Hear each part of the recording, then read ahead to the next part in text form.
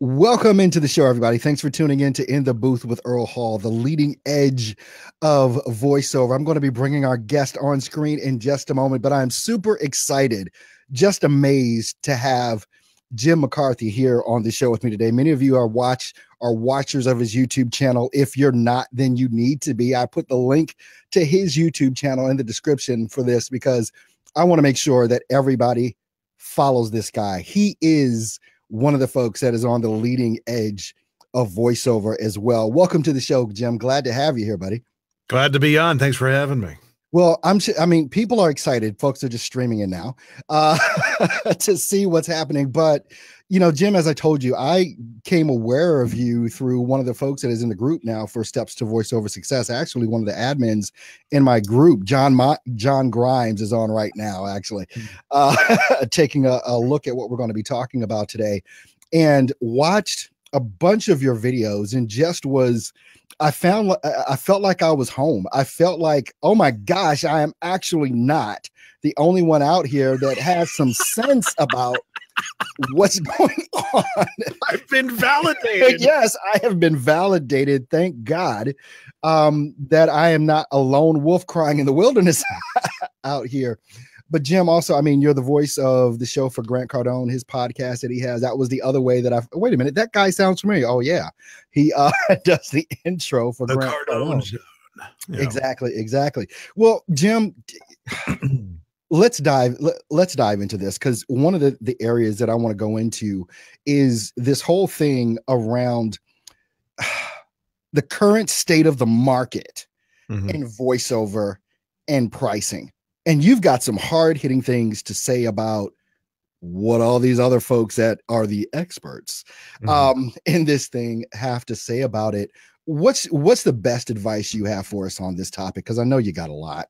As far as pricing?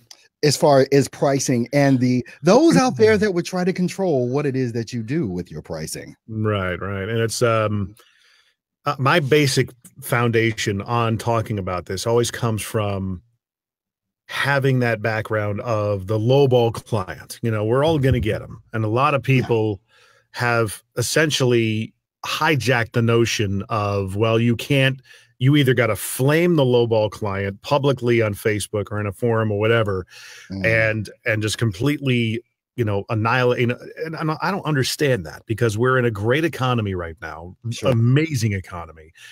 It's not going to last forever. Who are over 40 years old, 35 years old, know that these things are cyclical.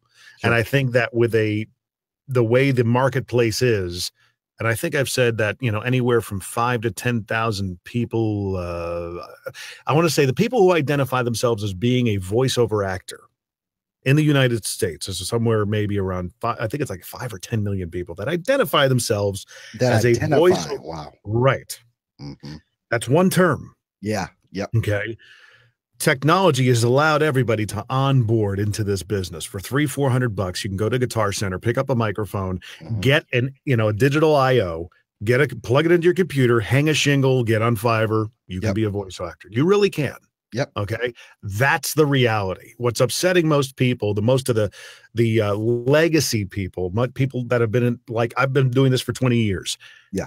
What upsets them is it's now cutting into their piece of the pie. Okay. And they're upset at the newbies that are coming on and selling it for $5, $10, $20. I can understand where they're coming from. Yeah. You know, you understand, like, do you have any idea how much more you could be getting? I understand that notion, but obviously some people don't. Okay. But they're happy working for $50 or whatever. Yeah. To essentially work for 10 minutes. That's what I kind of look at. I'm like, guys, we're still making a pretty good chunk of change. I think that's better than most attorneys make if you really start breaking it out, you know. So it's $250 an hour at that point. If you stack it back to back. So as far as pricing, I find what's comfortable for me and what I get typically ask for.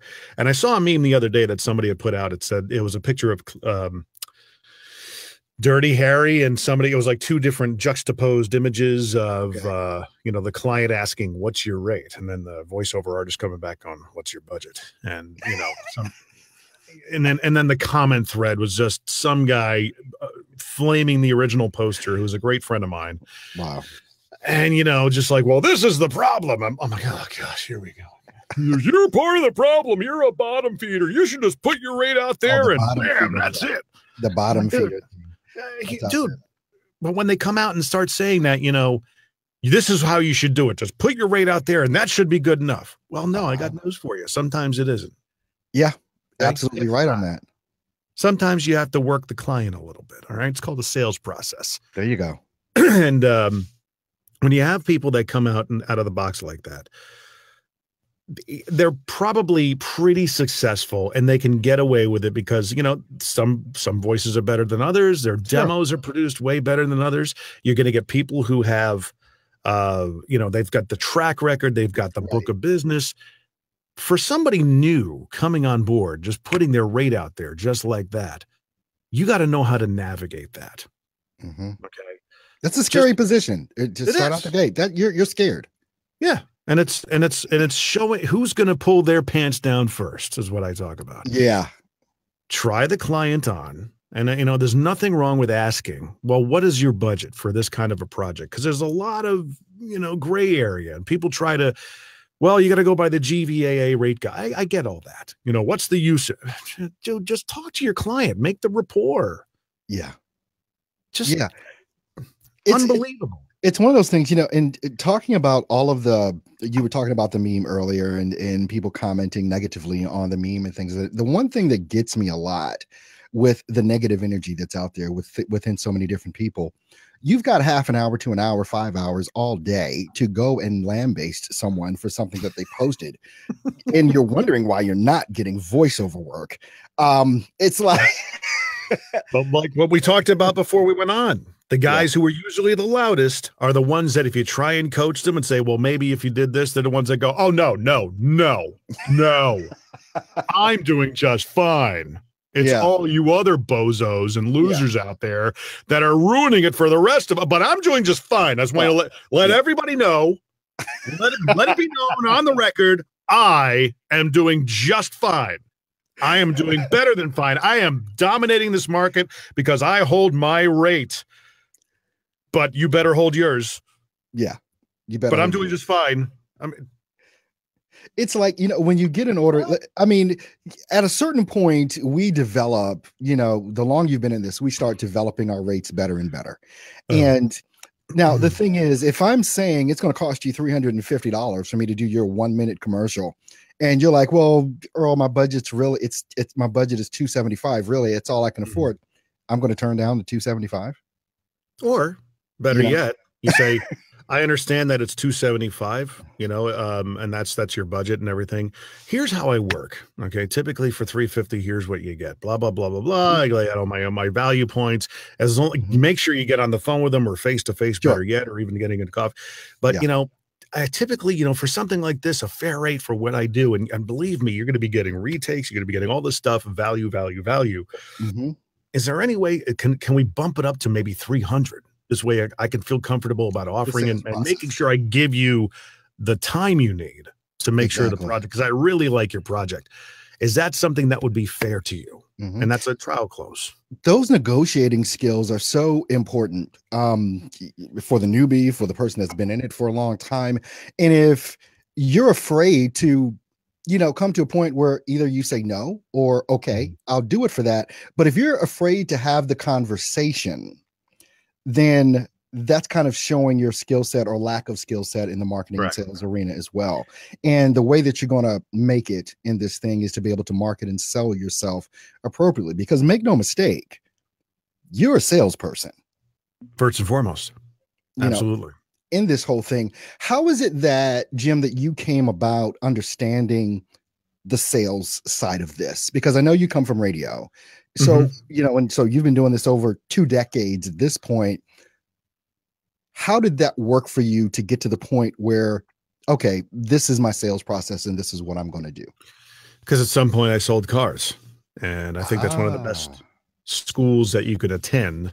Honestly, it's one of the best business schools you could ever attend, is to sell. If you take it seriously and you understand what is being taught by your managers, and hopefully you got a good set of managers that are showing you stuff and how to navigate a sale, because you're getting practice every single day, selling people the second largest purchase they'll ever make. Right. Okay, aside from my house.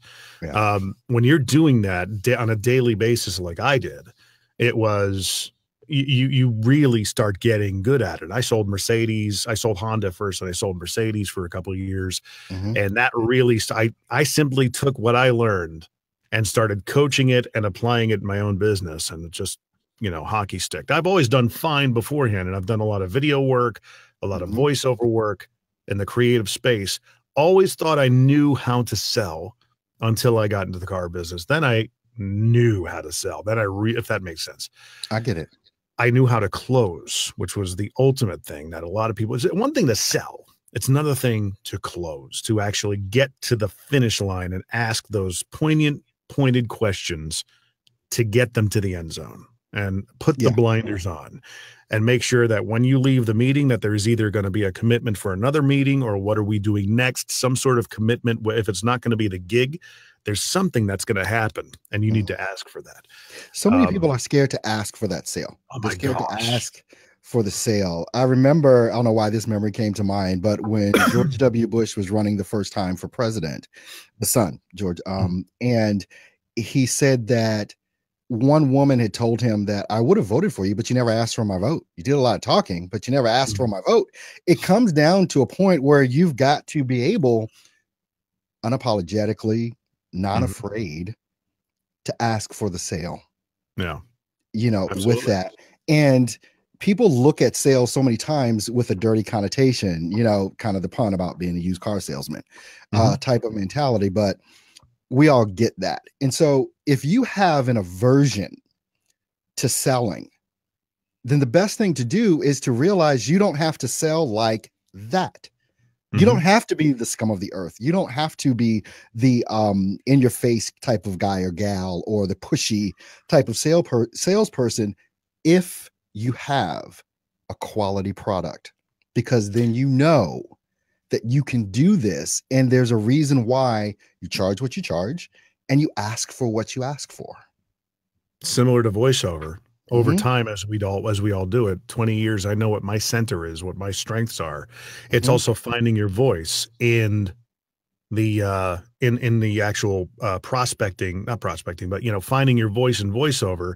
But it's incumbent upon everybody, if you want to be a success, especially in this day and age, in this technologically advanced age we live in, to find out a basic sales process and practice it every single day if you can, especially with a lowball client. Don't dismiss them. Bring them on board. Treat them like a brick of gold. And eventually you'll find your own sales voice. It's what you're talking about. Yeah. Okay. So yeah, you're going to be selling a great product because you know what you can stand behind and what you're able and capable of doing. But finding how to, the sales process is the meet and greet, the discovery, kind of an uncovery meeting, hopefully getting in front of people with a value proposition. Value proposition leads to a trial close, which leads to a close, which leads to doing the gig, which leads to the follow-up and getting referrals. That's the sales process. There's also the element of the 5 equity points of a lowball client, which I call that. Okay. The first point is you get an email and the guy's trying you on for, well, what are your rates for this? I have this. Yeah. Okay. That's your first instance into your sales process. Now you can come right back and say, well, this is my rate. Then all of a sudden you get crickets. Right. Or you can try engaging the customer, because first, one of the many rules in the sales process, one of the big ones is the person who asks the questions is the one who drives the conversation. Sure. So you come back and say, well, when can we get together on a call? Not when can we make an appointment? Not when can we do this? When can we get together? Okay. Because friends get together. Right. When can we get together on a call to discuss your project? Let's talk about this. Before we talk about rate, what are we talking about here? What kind of project is this? And that point, the first equity point of that is being able to exercise your sales proposition and be engaging in practicing it. Okay. The second point. Stop right there for a minute. Explain the practicing part of it. I think that's important and what a lot of folks don't do. Well, understanding that, okay, in that particular, you are trying to get them on the phone, getting FaceTime. Okay. In the car business, we had a lot of inbound leads. We had, people that wanted to, what's your best price on this? Yeah. And my next question would be, well, have you driven it? Well, no. Then what are we talking price for? If you haven't, you don't even know if you like it. When can you get here? When can we get together? Right. Can you be here this afternoon? Can we talk this afternoon? Emails, phone calls, all that stuff, right? Mm-hmm. So getting FaceTime, getting on the phone, because it allows you, like I said, to start exercising that sales muscle, that sales process muscle, and building some sort of a relationship. That's your second equity point, that rapport building. Yes. Because understanding, if you do take the gig and you're able to kick them up and upsell them a little bit, sure. Fine. Okay. Maybe you back down on the time, or, however many takes you do or whatever, make it worth your time. But the person you're talking to is able to see what it's like to work with you. Exactly. That's tremendous equity, guys. Exactly. And it's like a lot of people just kick clients out because of the first equity point. Well, I'm not, how dare you I don't crack my mic for less than $350. I've heard that from people. Yeah, so have I. I don't crack my mic. Shut up. Work them, man. It takes work. Okay, so they come in for second equity point where they're able to see what it's like to work with you, how great you are. Mm-hmm. The third equity point is the person that you're talking to typically doesn't want to stay where they are. Okay. Sure. Everybody wants to move up. As they move up, you want them to take you with them. Gotcha. To remember who you are. Yes. Okay. Because all of a sudden they're going to be an advocate. Fourth point.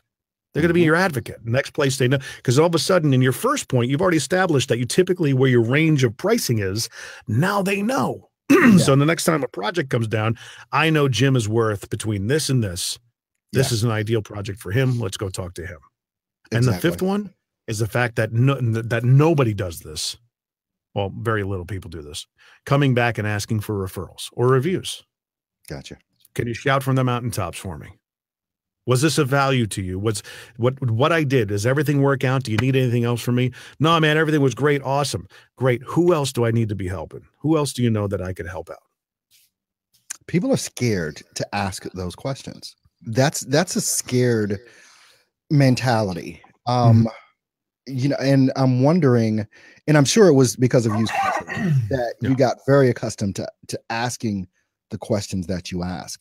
Yeah. In your sales process that you have now, let me ask this question because one of the people that are watching has a question here as well. I'm not sure if you can see this on screen or not. But do you suggest using industry rates as a starting point for negotiating?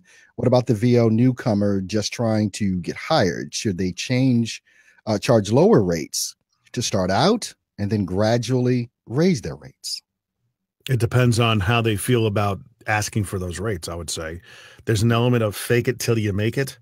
Mm-hmm. If you can back up what you're selling with confidence, then by all means go for the rate. Mm-hmm. It just depends on your personal preference. If you're able to get in front of somebody and know the worth of what you're bringing to the table, right, then ask for the rates. If you want to use the rate guide as one of your value points, well, typically industry standard is this. Mm-hmm. Use it as a posture if need be. Okay. MSRP is here. Right. The good news is I'm still kind of new getting my feet wet. I think this is a fair price for me. Maybe it's, is that something you would say to yourself, not to the person or to the potential client? Would you actually say, well, I'm new, so I'm going to charge less? I worked in the car business. It worked in the car. I was new for 6 months. Okay. Because and there's a notion to where if you at least obviously whatever you heard attracted me to what it is that you want me to do. Okay. Sure. If you're real with somebody, I think people enjoy it when you're authentic, when you're real. Okay. Absolutely. I'm 6 months into here. I'm not sure if I'm deserving or whatever. If they posture, again, it comes down to personal preference. Mm-hmm. If you believe you can get the rate, then start with the rate, but try and find, you got to be creative about backing it up. Well, how long have you been in business? You got to make a decision at that point. You got to tell them the truth. Yeah, exactly. I've been doing this for 6 months. Okay. So let me get this straight. You want me to pay you a rate that's incumbent of industry pros. You've been in business for 6 months. Why should I pay that rate? You got to figure out that's an objection. Mm-hmm. You got to overcome that objection. There's one of my coaches, Lindsay Wilson, she has this way of saying things when it comes to sales. You might know, for instance, for us, what industry standard rates are. Mhm. And you saying $350 might not roll off of the tongue very comfortably. And she has this way of saying, okay, what are you comfortable receiving? Mhm. Now, what you're comfortable charging? Mhm. What are you comfortable receiving? That's going to be the thing that you can say with confidence when you get into these conversations. Because if you Mhm. can't say it authentically because you're not comfortable saying it, you're probably not going to sell it. Right. There's an element in there's another close that I've learned, and there's a myriad of closes. You can download the Closer Survival Guide by Cardone, and it's got 120 of them. Some of them on Wow. the ridiculous side, but most of them pretty solid. Um, he in one that I've heard a close called the Fair Win Lose Close, and Mhm. I'm probably gonna botch it up here, but having a, and this is particularly directed towards, short sale items, cars, things of that nature, mattresses. Mhm. When you got a customer that's absolutely hell bent on just grinding you, okay, and you'd be like, okay, are you looking for a fair deal, a deal where you win, or a deal where I lose? Mm. You know, because I like that. you don't strike me as someone who wants to see other people lose. Well, I want, he said, and of course they're going to say, well, I want to see you lose. Okay, fair enough. I'm glad that you're being honest here. What did I do, or what did this establishment do to make you feel like we need to lose? Mhm. And that's a good question, because you're either going to get one of those three, obviously, yes. I'm Yeah. looking for a fair deal. Great. We're going to make this a fair deal.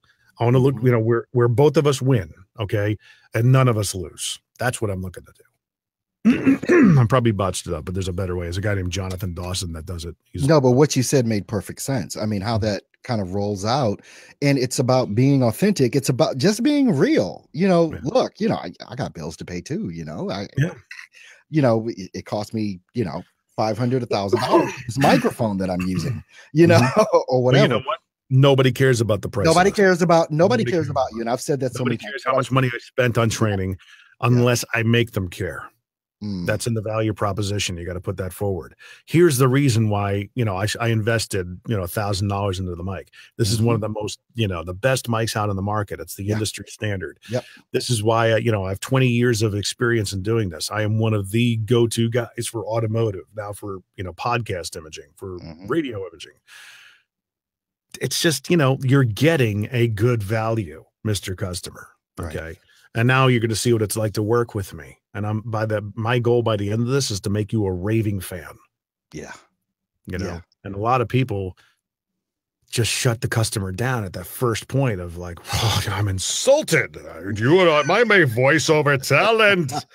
Don't you understand where I come Exactly. from, little man? And, don't even get me like we're talking about union and non-union. And, oh, God, get over yourselves.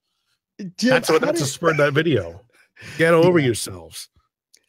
Uh, how is it that you came to know the genre that you should be doing? It's one of those questions that so many voice actors struggle with in the beginning. And even throughout, I think a lot of voice actors struggle with, what's my sweet spot? How did you personally discover what it is that you authentically ought to be doing in this industry? Not to beat the dead horse of like, making fun of all the other people, the elitists out there, but I was a voiceover artist that came out of radio. Yeah. Automatically, I have that stench on me, right? Right. Oh, you came from radio? Right.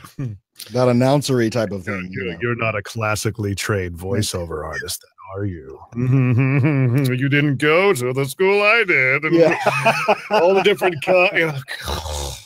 yeah, I only had practice every single frickin' day. Yeah. And 800 different categories of, doing a tag to having to do monster truck spots, auto dealer spots, then the jewelry spot. Yeah. Oh, that was just the first part of my day. What did you do? Yeah. But so that was basically, in the beginning, I think a lot of what a voiceover actor, artist, whatever, needs to be is somewhat of a ham. And I think I've always had that quality. Sure. And, I'm a drummer, so I was always kind of flamboyant anyway. Getting in front of the microphone and letting her rip and not holding it back was kind of incumbent upon me from day one. I wasn't afraid to try anything. I listened to a lot of different voiceover people, We used to get the William Morris CD all the time at the radio station. So I'd listen to all these, amazing imaging voices and just try and emulate them, Yeah. My centers really started being apparent because of my production skills. So I was able to not only voice, but produce a decent car ad, right? Automobile spot, automotive spot, which then turned into concert spots. That was another parallel. And then, I was pretty decent at a conversational read, which oddly enough, I did what I thought was a conversational read. And like, yeah, you sound kind of announcery. I'm like, really? Okay. Let me really dumb it down and just sound like I'm being conversational. Yeah, that's what I'm looking for. Oh, okay. I think, when you talk about the conversational read, it's kind of funny to me that term conversational in so many people's minds means one thing. Yeah. When we all speak differently in the conversations, depending on the mode we're in. There was another radio guy that I knew. His conversational approach was constantly like this. Hi, I'm having. Would you like to get some coffee at Starbucks? Hey, I would like a mocha frappuccino macchiato. And yes, here's my app. Thank you very much. I mean, that's how he spoke. Yeah, that was his conversational. Exactly.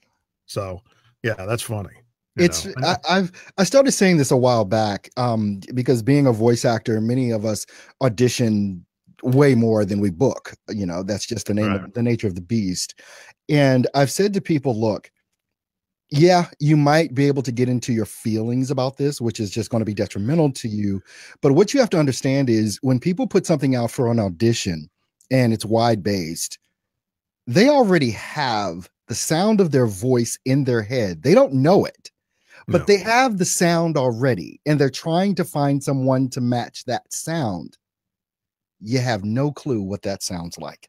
Nope. So the only thing you can do is be the best you that you can be, because no one can beat you at that, And even again, with the value proposition point of the sales process, meaning maybe you already get the gig. This is actually more of a point of showing how great it is to work with you.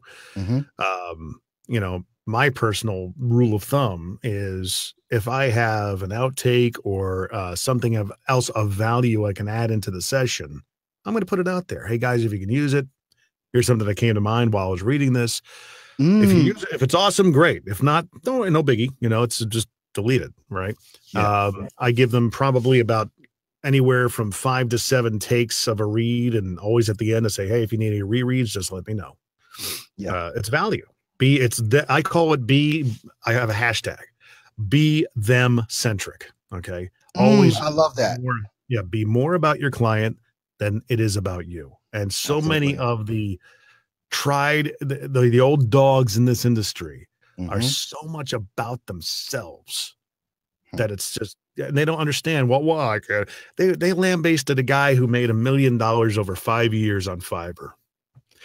Well, he's part of the problem. He's not having a problem. He made a pretty good damn living, dude. He's not having a problem. He made $200,000 a year doing this on Fiverr. Are you jealous much? No. Oh man. Well, technology is a freight train that's coming down the tracks, and it doesn't care who's standing on them. Yeah. There's no barrier to entry anymore. There's none of that. There's no gatekeepers anymore. It's you and the client. The only barriers are the ones that you make on your own. And the other notion of it is, you're going to have value-based, low-cost operators. But that I think only helps you, because you could say, there are people out there, you can get this for much less, but here's the reason why I'm able to cost. When I was selling a Mercedes, a certified pre-owned, well, I can get this car over at the Global Motorsports for $2,000 less. You look hard enough, you'll be able to find this car for less than that. Yeah. And they'll just kind of look at me and I go, here are the reasons we're charging this. Blah, blah, blah, blah, blah, blah, blah, blah, blah. Why are we looking at this car? Why are you here looking at this car? Well, because I like it. Because it's certified pre-owned. Great. Why else? Well, because it's blah, blah, blah. Awesome. Why else? Well, because blah, blah, blah. Awesome. Why else? And you exhaust all their options. Yeah. That's why the car is $2,000 more. Yeah. That's Exactly. a close. It is. Okay. Jim, how can folks stay in touch with you? First of all, I want to thank you for being on with us today. This has been amazing. I'm sure everyone is joining us. This is going to be obviously in this Facebook group. I'm going to put this out on YouTube later, probably as well.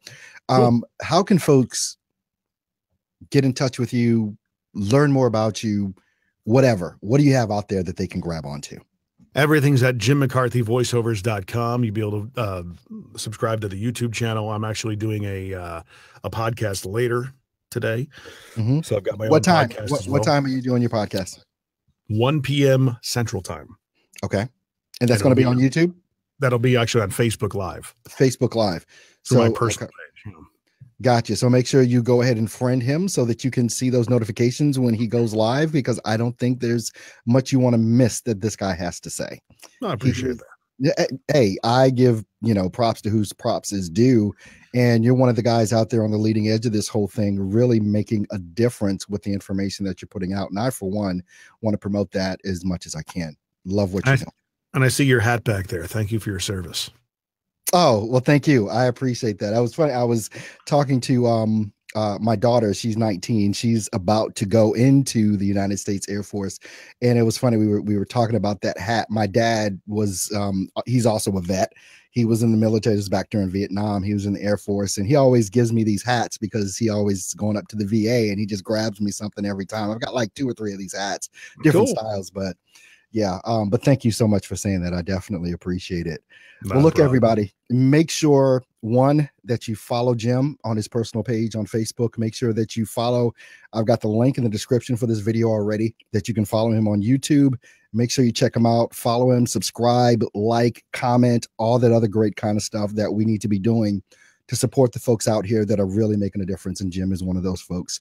Thank you so much, Jim, for being here with me. And hopefully this won't be the last time. Absolutely not. Have me on anytime. All right, guys.